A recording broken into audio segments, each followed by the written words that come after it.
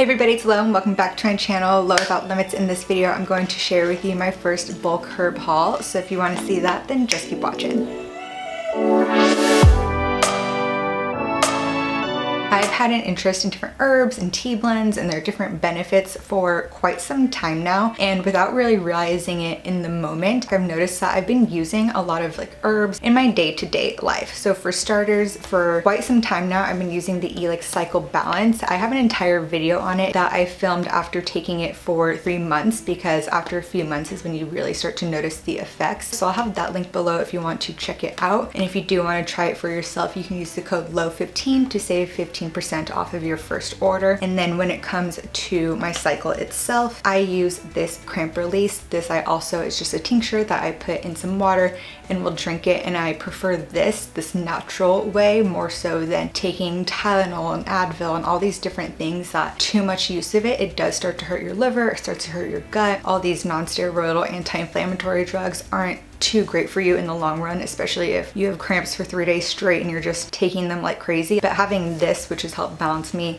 and then this natural way to ease the cramps, is so much better. So already those are two things that I use pretty often, which has just gotten me even more interested in knowing what else is out there and all the different benefits. Other things that I like to use, and you may be familiar with, are adaptogenic mushrooms. So there's reishi, lion's mane, chaga, and one really good way to get this is through the company Four Sigmatic. They offer these little packets, and I really like the reishi hot cacao one. It's like a hot chocolate, so you can have it at night, but because of the reishi, it's super calming. Another one that I really like from them is the mushroom golden milk latte. So this has shiitake, and it also has turmeric, which is a really good healing spice. And they also have different coffee blends, like this one's the mushroom coffee with cordyceps and chaga, so it gives you nice natural energy on top of that coffee. Other places just sell capsules and different blends that you can take if you want to get the benefits of those adaptogenic. And then of course spices, and if you look back through different cultures and different generations, these are things that have been used for so long and are just now coming back into the mainstream. But turmeric, for example, has curcumin,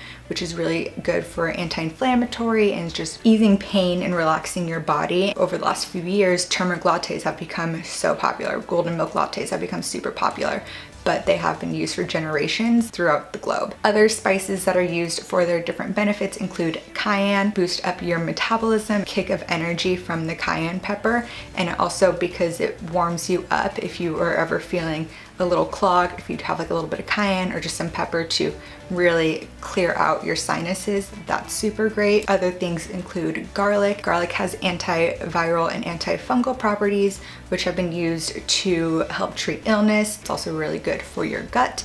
And same with ginger, it's also really good for your gut, helping digestion and just making you feel good. And Elix, the company that I get my cycle balance from, also does offer a ginger aid. So sometimes I'll make a warm water with mint leaves, some lemon, and then because I don't have a ginger available, I'll use their ginger aid and just put that in the water. Or if I'm making one of these teas, just adding in a little bit of ginger is really good for your digestion. So those are some of the ways that you might already be using food and herbs and spices to help out even without really realizing it. But again, I've been super interested in learning more, and also doing so coupled with wanting to have tea but not use tea bags, because tea bags are super wasteful, and the materials that they're often made out of do release microplastics. So when you put a tea bag in your cup and then you're putting hot water on it, that heat makes the microplastics release even more. So you could be drinking a really good beneficial tea, but you're getting microplastics with it, and they are hard to avoid because they're everywhere in our environment. But if you can cut it out by using loose leaf tea, then that's even better. So that kind of got me interested in wanting to try loose leaf tea instead of continuing to buy tea bags. And in doing so, looking into the different varieties of loose leaf tea and looking at herbs as a whole and thinking about getting individual bulk ones. That way I can blend my own teas, make my own mixes that are specific to me and my needs. I hadn't bought loose leaf tea since having that interest until recently, because I already do have tea bags and I didn't want those to just go to waste. But as I'm dwindling down on that supply, I figured I would get some loose leaf tea and not buy any more tea bags. Another thing that stopped me from doing this sooner was just the access to it. There are places online where you can buy bulk herbs, but it's kind of hard to just like look online, and yes, it has the descriptions and what it tastes like and its benefits, but you kind of don't really know, for me at least, guessing, because I am so new to this. Then a few months ago I found out about Wild Terra in Los Angeles. The only thing that's on the east side and I'm on the west side. If you're not familiar with LA, that is a journey. So I would just look on their Instagram and look on their website and think like, oh, like one day. And then finally about a month ago, I had to go get a little test, and I was going to Burbank, and I figured I'm already driving a ton this morning, might as well make a pit stop on my way home. And it was so amazing, and it was also really good to be able to go in and speak with somebody there and kind of let her know I have a general idea, but all of this is very new to me, so having that guidance of a person there versus just going to a website was super helpful. And I did end up getting 3 tea blends and 7 bulk herbs plus some local honey, because I was out of local honey. And all of that plus tax and tip was just over $60. And had I not gotten the honey, which was like $23, and the kava kava, which was the most expensive at $11 an ounce, then everything would have been like $30 including tax and tips. So everything was super inexpensive, which is great because you can go to a store, to a farmer's market, and buy pre-made loose leaf tea, but that usually comes for $15 per packet, and you can make about like 20 cups with it, but at the same time it's not one that you've made. Doing all of this and getting all of these things, like I can make a ton for a lot less, so it's also super cost effective. Even like looking around, I thought like, oh wow, this is gonna be a lot, and then when she checked me out I was like, are you sure? So that was really good, as it was a lot cheaper than I anticipated. So I'm going to start off this little haul with the 3 pre-made tea blends that I got. So I got a green tea, a black tea, and then a caffeine-free tea. So starting with the green teas, I got an ounce of Chinese sencha. This one, unlike the other teas, you're actually going to steep at a lot lower. So this is only a minute at 176 degrees, and it's just a teaspoon. A lot of these are just about a teaspoon per cup, up to a tablespoon for making your own blends. I saw there was about 2.5 grams for every 8 ounces of water. 8 ounces of water is approximately 230 grams. I have been making my own little blends and just kind of keeping that ratio in mind. Because it is a sencha green tea, it is a bit more of an earthier flavor, and it's just the green tea leaves. So it does have caffeine, a really good base. So a lot of these other bulk individual herbs, I do kind of mix in with that just to give it a bit more flavor and kind of take away the earthier tones. But it's really good if you just like a nice simple green tea. It's almost like a matcha flavor, which I also do love matcha, and I have a whole video on the Tiangle matcha that I'll have linked down below if you're interested in matcha, since that is caffeine in matcha. Like this green tea is caffeine in the same way that coffee will give you energy, but when it's from green tea, it also has L-theanine in it, which is kind of calming, so you kind of get an eased energy versus sometimes too much coffee gets you a little jittery. Definitely really good if you are a bit more sensitive to caffeine. Switching from coffee to a green tea is definitely something that you can try out. The black tea that I got is Peachy Keen. This one you brew for 2 to 5 minutes at 212 degrees. Because it's a black tea, it has caffeine, and black tea is the base of this one. And it also has fruity flavors from orange peel, peach, and passion fruit, and contains rose hips, calendula flowers, and elderberry. And all 3 of those additions, including the orange peel, are really good at boosting your immune system, brightening and just like clearing up your skin, and are full of vitamin C and antioxidants. So this one's also really good for caffeination, and as we do get into the colder weather, then it's also really good for kind of keeping your immune system up. Like elderberry is really good for that, and the flavor is also really good. And lastly, the caffeine-free tea that I got is ginger lemongrass. This one you're also going to brew at 212 degrees for 5+ minutes. This one does have a bit more of a citrusy flavor because of the lemongrass in it, and that flavor is enhanced by the lemon peel and orange peel that are again similar to the Peachy Keen. Very great for boosting your immune system, having that vitamin C, and just when you're feeling under the weather and have a sore throat and maybe don't want caffeine, then this one is a really good option. There's also some ginger in there, which does give it a little bit of a kick and kind of balances out that tart citrusy flavor, and the ginger is really good with digestion and again making you feel better when you're feeling under the weather. Now going into the bulk herbs I got, so all of these I either got 1 or 2 ounces, and again everything was relatively inexpensive. It was like $2.50 to $3.50 per ounce, excluding kava, which was $11 per ounce, but I'll get into that one in a little bit. The first one that I got, and I got 2 ounces of, is oat straw. Oat straw is a nervine and a nutritive, which just means that it has a ton of vitamins and minerals in it, like B complex, A, C, E. It has zinc, iron, and magnesium. And zinc for me is really important because I do have a copper IUD, so to balance out that copper, I do need to have zinc. And the properties, besides being a nervine, which just means that it will kind of calm you down, and a nutritive, which again means that it has all of those vitamins and minerals and just different nutrients in it. So nutritive, nutrient, is that it's also a mood booster, again because it helps calm you down, and it is anti-inflammatory. So if you're feeling a little puffy or you have aches and pains, definitely including a little bit of oat straw with all of those vitamins and minerals. It's just so good for helping your body. It has a bit more of a sweeter flavor, which makes it really good to blend in with other herbs or to add to a tea blend. And I added all of that to these little labels, which I smudged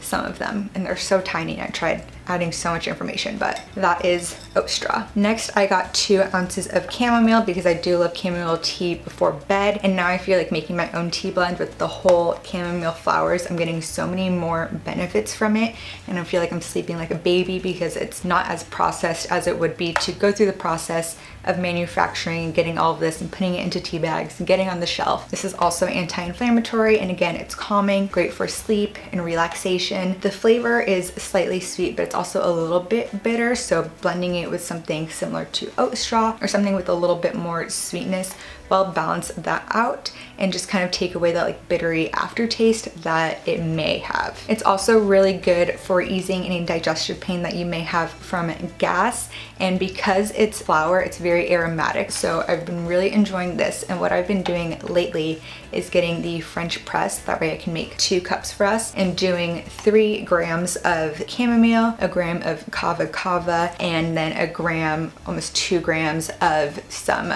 marshmallow, and that comes out to about 6 grams of the blend altogether. So I'll add about 550 to 600 grams of boiling water, and I'll let that steep for about 8 minutes in the French press, and then it's really good to have before bed. The next one that I got and include in that tea is marshmallow leaf. This one also has a sweeter taste, which helps balance out the bitterness that can be in chamomile, as well as the bitterness from kava, and it also helps with digestion and is an antioxidant and moistening. Marshmallow, the marshmallow plant, has like the leaves and the roots, and it produces this mucilage, which is like a sap-like substance. And although this is a dried leaf from the plant, it still has those properties which are really beneficial. Because of the moistening properties, it calms down irritated or inflamed mucous membranes if they feel dried out. So that includes your throat, your respiratory tract if you have a dry cough, your gut if you're having tummy troubles, and even your urinary tract if it's inflamed and just causing discomfort. Using marshmallow leaf is really beneficial. Another one that I got and include in that tea is kava.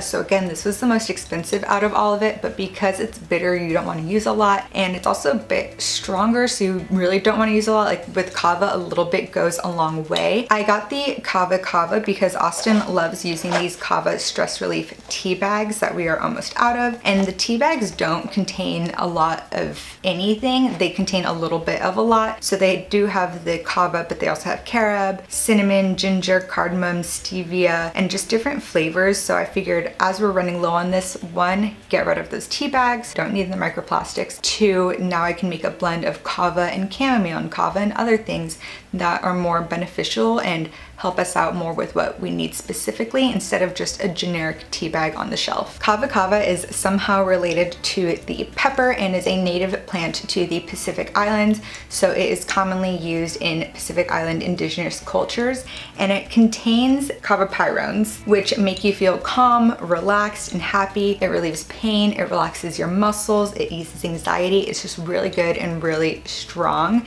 The only thing though is when I do make this tea, we're not having it every single day, mostly because there are some studies that say that it could affect your liver. It's not a huge issue unless you do have liver damage. For the normal population that doesn't have liver issues, it shouldn't be an issue, but again, I just don't want to add too much of it. I just kind of like want to ease into it and get the benefits without overdoing it. So not something we're having like on the weekends or every single weeknight, but it is really good. And if you do have those issues, definitely speak to your doctor. Again, it's relaxing and calming, but it is bitter, so not the best of tastes last night, for example, when I was making the chamomile marshmallow leaf kava tea, I did a little bit of a heavier scoop of the kava, and you can definitely taste it, because while it was still a good tea, once you took a sip, kind of like the aftertaste was a little bitter, and it was just a little like Definitely sticking to like a little under a gram when making the tea in those proportions, and again, adjust accordingly depending on to what you're making and what you need. But it definitely does have a bitter taste that I really noticed last night. The next herb that I got is mugwort. This one is also a little bit bitter, but it's also warming, and it's really good for digestive health, period health, and energy. So while it's not caffeinated, definitely don't have it right before bed, because it will kind of warm you up, and a warming herb is one that will promote circulation, get things moving, get your blood pumping, like get you ready to go. So definitely not one to have before you're about to hit the hay. And because of those warming properties, it can also stimulate your appetite, and the warming will also stimulate circulation, which is how it helps with periods, by reducing cramps. And it reduces cramps by getting your blood moving, getting everything out, so that way your body doesn't have to cramp and work as hard to get things out, because it will do so naturally. And because it helps with periods, it isn't advised to use while pregnant or breastfeeding. So if you are pregnant, just be aware of the different herbs that are beneficial, because some are really good for womb health and for getting those vitamins and everything in, and some not so much. So definitely be aware of that and speak to your doctor if you do have any concerns with it. Because it's a bit more on the bitter side, it's definitely not one that you would have alone. Mix it with some oat straw, mix it with a tea blend. So even those pre-made tea blends, if I am feeling like I need a little bit more energy from a period, then I do add a little bit of this. I also got 2 ounces of nettle leaf. So if you don't bring your own jars, these are the bags that they will put them in. And nettle leaf is slightly sweet and slightly salty, and is also packed with nutrients. It contains calcium, iron, magnesium, vitamins A and C. So it's great for boosting your immune system. And if you have something where it's iron and vitamin C together, you get even more out of it, because iron helps you absorb vitamin C helps you absorb iron. So just taking an iron supplement doesn't always help, or just having a food that's just iron. Having it with vitamin C really makes your body absorb both. Nettle is also a diuretic and anti-inflammatory, and it helps reduce blood sugar and lower blood pressure. It's also one that I've been blending in with teas and not drinking alone, so I'll mix it with the chamomile or the lemon balm. And lastly, I have lemon balm. It's actually a part of the mint family, and because of that, it does have a little bit of a lemony flavor, a little citrusy flavor, but it also has that minty flavor, and it gives you the benefits of both. Lemon balm is also a really good one to have before bed or after dinner, since it does help with sleep. It helps reduce stress and anxiety, and like mint and lemon, it is great for digestion. It also eases any pain that you may have from bloating and gas, and has antioxidant properties. Because of that lemony taste, I also think it's just really good for after dinner, and if you want to switch it up from having the chamomile before bed, then lemon balm is a really good one as well. So those are the ones that I did get, and of course I do want to expand, and just walking in and seeing all the options, like I want it all, but I don't have a pantry, so I don't even know where I would put them all. But other ones that I'm really interested in getting and trying out, and including in making my own tea blends, include calendula, which is super high in antioxidants and would be great to mix with the nettle or the oat straw. Motherwort, which is great for calming down menstrual cramps and just calming you down from anxiety. It's just like a very relaxing one. Vitex and raspberry leaf are also really good for hormone balancing and balancing your cycle, including reducing estrogen dominance, which is something that I've always had a problem with. And hibiscus would be a really good one to have as a base, because of that really good flavor and the beautiful color,